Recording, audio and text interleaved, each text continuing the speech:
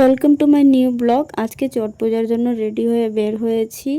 আর বের হয়ে রাস্তাতে এসেই কিন্তু ক্যামেরাটা অন করলাম, কারণ অনেক বছর পর আমি তিনসুকিয়ার থেকে এসে এখানে ছট পূজাটা দেখতে পারছি।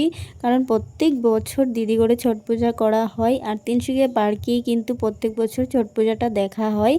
আর ওখানেই থাকা হয়, কারণ দিদি তারা একা একা সামলাতে পারবে না, তার জন্য। কিন্তু আমি মনে মনে এখানে ছট পূজাকে অনেক মিস করি, যেহেতু আমাদের নদীর পাড়ে ছট পূজা, এখানে আলাদাই একটা মজা। আর নদীর পাড়ের এই সুন্দর ভিউটা কার না ভালো লাগবে বলো। বালুচরে হাঁটলেই তো মজা, এর থেকে বেশি আর কি মজা।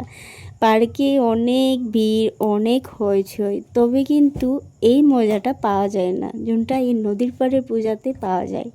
খুবই ভালো লাগে নদীর পাড়ের পূজা।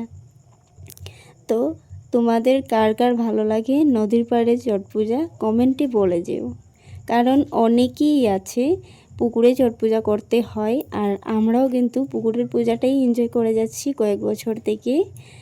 আর এই পূজাটা কিন্তু আমার এই নদীতেই ভালো লাগে, অনেক জায়গা থাকে, জল থাকে, খুবই ভালো লাগে।